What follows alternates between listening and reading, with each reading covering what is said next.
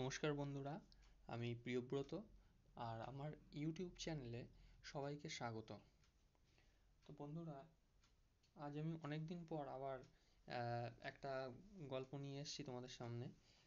আমি ব্যক্তিগত একটা কারণে গল্পটা অনেক দিন গল্প শোনাতে পারিনি তোমাদের।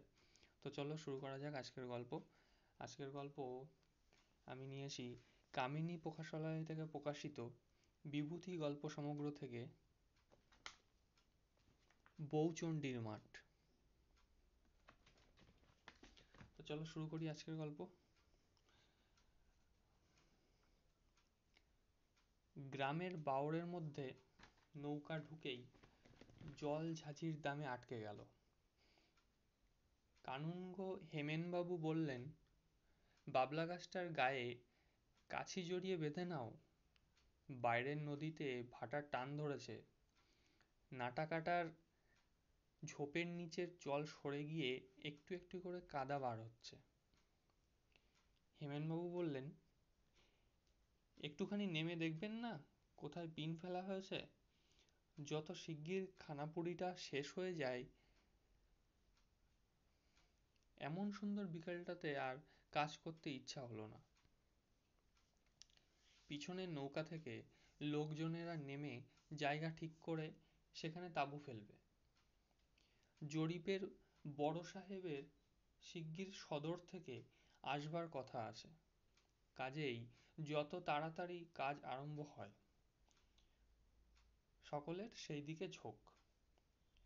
সাব ডেপুটি নৃপেনবাবু কাজ শেখবার জন্য এইবার প্রথম খানাপুরির কাজে এসেছিলেন। বয়স বেশি না, ছোকরা, কিন্তু মাঝ নদীতে নৌকা দুললেই তার অত্যন্ত ভয় হচ্ছিল। বোধহয় ভয়কে ফাঁকি দেবার জন্যই তিনি এতক্ষণ ছইয়ের মধ্যে ঘুমিয়ে পড়বার ভান করে শুয়েছিলেন। এবার ডাঙায় নৌকা লাগাতে তিনি ছইয়ের ভিতর থেকে বার হয়ে এলেন এবং একটু পরে হেমেনবাবুর সঙ্গে কথায় কথায় কি নিয়ে বেশ একটু তর্ক শুরু করলেন। নৃপেনবাবুকে বললাম, টেনেন্সি অ্যাক্ট কচাকচিতে তার দরকার নেই। তার চেয়ে বড় চলুন নেমে তাঁবুর জায়গা ঠিক করা যাক। কাল সকালেই যাতে কাজ আরম্ভ করা যায়। চৈত্র মাস যায়। গ্রাম্য নদীটি দুপার ভরে সবুজ সবুজ লতানো গাছে নীল পাপড়ি বন অপরাজিতা ফুল ফুটে আছে। বাঁশঝাড় কোথাও জলের ধারে নত হয়ে পড়েছে, তলায় আকন্দ ঘেটু ফুলের বন ফুলের ডালি মাথায় নিয়ে ঝিরঝিরে বাতাসে মাথা দোলাচ্ছে। দুধারের রোদ পড়া কটাস ঘাসওয়ালা মাঠের মাঝে মাঝে পত্রবিরল বাবলা গাছে গাংশালিকের ঝাঁক কিচকিচ করছে। নদীর বাঁ পাড়ের গায়ে গর্তের মধ্যে তাদের বাসা। মাকাললতায় ঝোপের তলায় জলের ধারে কোথাও উঁচু উঁচু বনমূলার ঝাড়, তাদের কুচো কুচো হলদে ফুল থেকে জায়ফলের মতো একটা ঘন গন্ধ উঠছে। বেলা আর একটু পড়লে আমরা সেই বাওড়ের ধারের মাঠে তাঁবুর জায়গা কোথায় ঠিক হবে দেখতে গেলুম। নদীর ধার থেকে গ্রাম একটু দূরে হলেও গ্রামের মেয়েরা নদীতেই জল নিতে আসে। আমাদের যেখানে নৌকাখানা বাঁধা হয়েছিল তার বাঁ ধারে খানিকটা দূরে মাটিতে ধাপ কাটা কাঁচা ঘাট। গ্রামের একজন বৃদ্ধ বোধহয় নদীতে গ্রীষ্মের দিনের বৈকালে স্নান করতে আসছিলেন। তাকে আমরা জিজ্ঞাসা করলুম, রসুলপুর কোন গাখানার নাম মশাই? সামনের এটা না ওই পাশে? তিনি বললেন, আগে না, এটা হলো কুমড়ে, পাশের ওটা আমডাঙা, রসুলপুর হলো এ গাগুলার পিছনে, কোষ দুই তফাত। আপনারা? আমাদের পরিচয় শুনে বৃদ্ধা বললেন, এই মাঠটাতেই আপনারা তাঁবু ফেলবেন? আপনাদের জরিপের কাজ শেষ হতেও তো 5-6 মাস। আমরা বললুম তা তো হবেই, বরং তার বেশি। বৃদ্ধ বললেন, এখানটা একটা ঠাকুরের স্থান, গায়ের মেয়েরা পুজো দিতে আসে, বরং আরেকটু দূরে সরে গিয়ে নদীর মুখের দিকে তাঁবু ফেলুন, নইলে মেয়েদের একটু অসুবিধে। বৃদ্ধের নাম ভুবন চক্রবর্তী। জরিপ আরম্ভ হয়ে গেলে নিজের দরকারে চক্রবর্তী মশাই দলিলপত্র বগলে অনেকবার তাঁবুতে যাতায়াত শুরু করে দিলেন। সকলের সঙ্গে তার বেশ মেশামেশি ও আলাপ পরিচয় হয়ে গেল। তার পৈতৃক জমাজমি অনেকে নাকি ফাঁকি দিয়ে দখল করেছে। আমাদের সাহায্য এবার যদি সেগুলোর একটা গতি হয়, এই সব ধরনের কথা তিনি আমাদের প্রায়ই শোনাতেন। আমি সেখানে বেশি দিন ছিলুম না।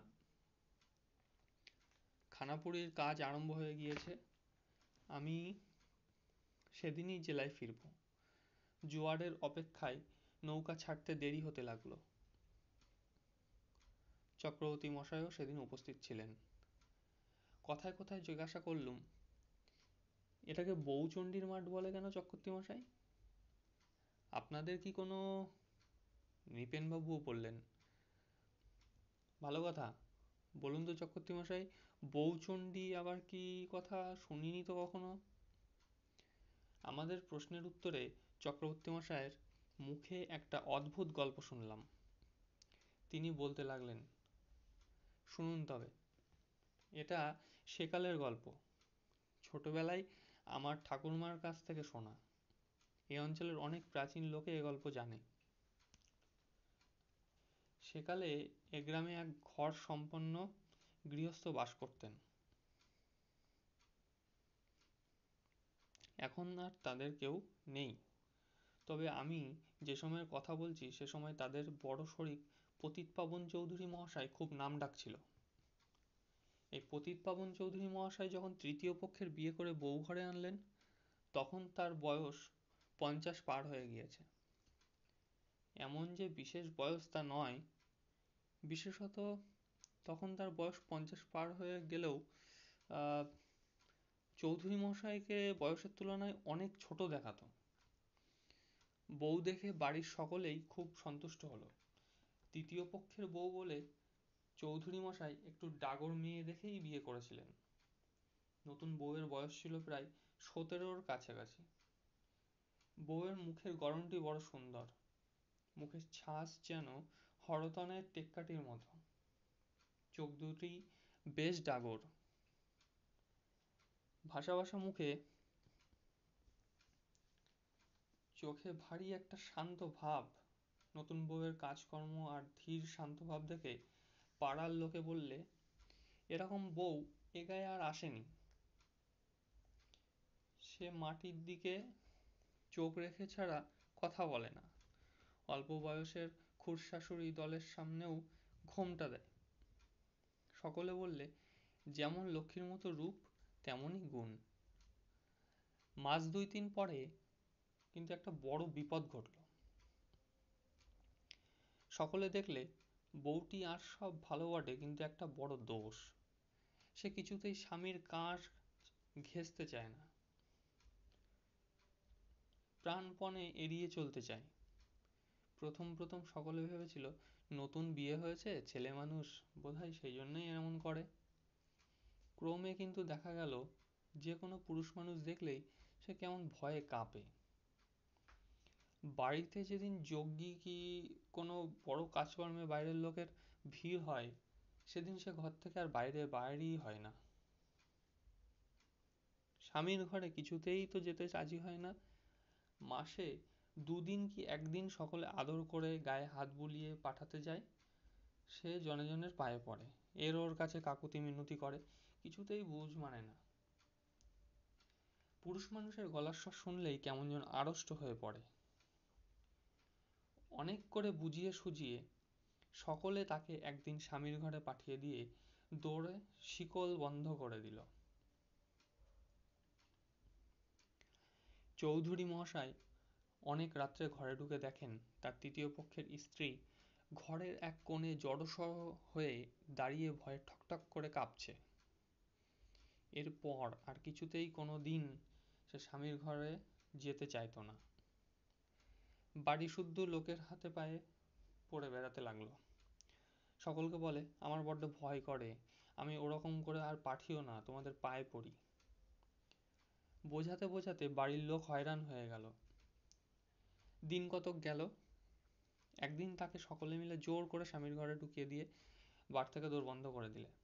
তারা ঠিক করলে এই রকম দিতে দিতে ক্রমে লজ্জা ভাঙবে, নইলে কতদিন আর এ ন্যাকামি ভালো লাগে। ভোরে উঠে সকলে দেখলে ঘরের মধ্যে বউ নেই, বাড়ির কোথাও নেই। নিকটেই বাপের বাড়ির গা, সেখানে পালিয়ে গিয়েছে ভেবে লোক পাঠানো গেল। লোক ফিরেও এলো, সে সেখানে যায়নি।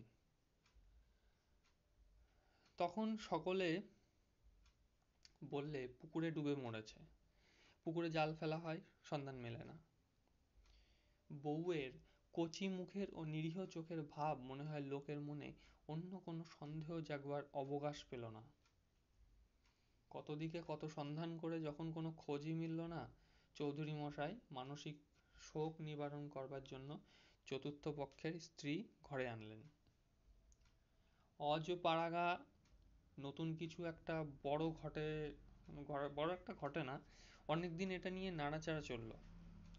তারপর ক্রমে সেটা কেটে গিয়ে গ্রাম ঠান্ডা হলো। এই মাঠের পূব ধারে গ্রামের মধ্যেই চৌধুরীদের বাড়ি ছিল। তখন এইখান দিয়েই নদীর স্রোত বইতো। মোজে বাওর হয়ে গিয়েছে তো সেদিন, আমরা ছেলেবেলাতেও ধান বোঝাই নৌকা চলাচল হতে দেখেছি। ক্রমে চৌধুরীদের সব মরে হেজে গেল। শেষ পর্যন্ত বংশে একজন কে ছিল, উঠে গিয়ে অন্য কোথাও বাস করলে। এসব অনেক বছর আগেকার কথা, 70-80 বছর খুব হবে।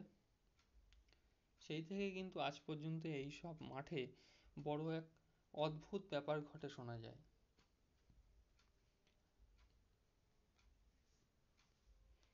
এই ফাল্গুন চৈত্র মাসে যখন খুব গরম পড়ে, তখন রাখালেরা গরু চড়াতে এসে দূর থেকে কতদিন দেখেছে মাঠের ধারে বনের মধ্যে নিভৃতে দুপুরে বাঁশবনের ছায় কে যেন শুয়ে আছে। কাছে গেলে কেউ কখনো দেখতে পায়নি। কতদিন সন্ধ্যার সময় তারা গরুর দল নিয়ে গ্রামের মধ্যে যেতে যেতে শুনেছে অন্ধকার ঝোপের মধ্যে যেন একটা চাপা কান্নার রব উঠেছে।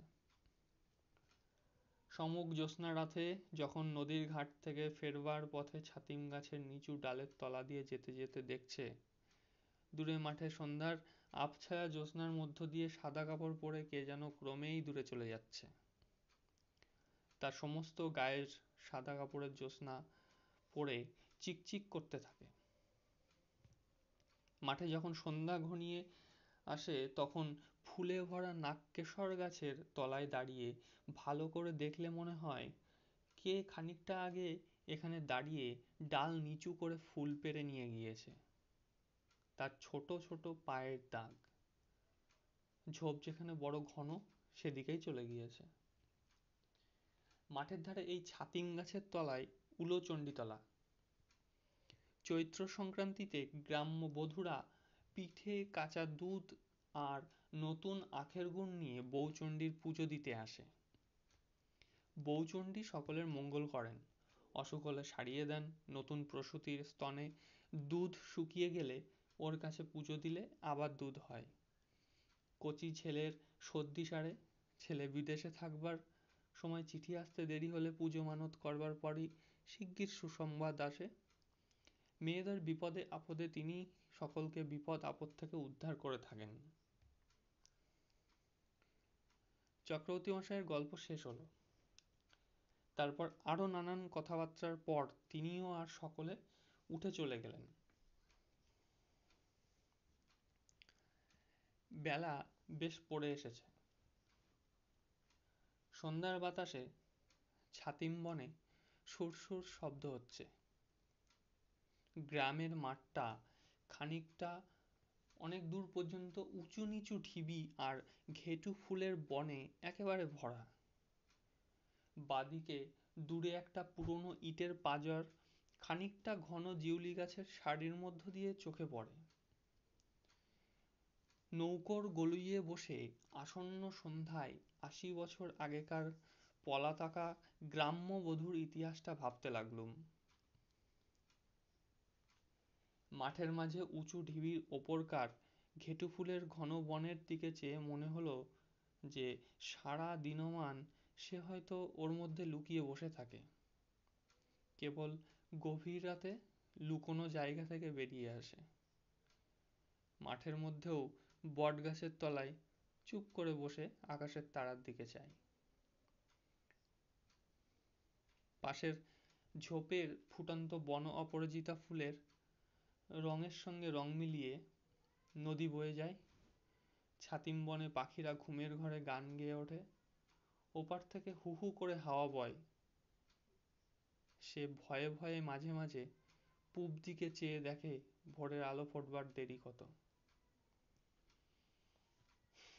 সন্ধ্যা হয়ে গেল, বনের ওপর নবমীর চাঁদ উঠল। একটু পরেই জোয়ার পেয়ে আমাদের নৌকা ছাড়া হলো।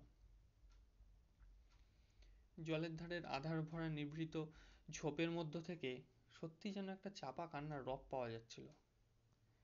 সেটা হয়তো কোনো রাত জাগা বনের পাখির, কি কোনো পতঙ্গের ডাক।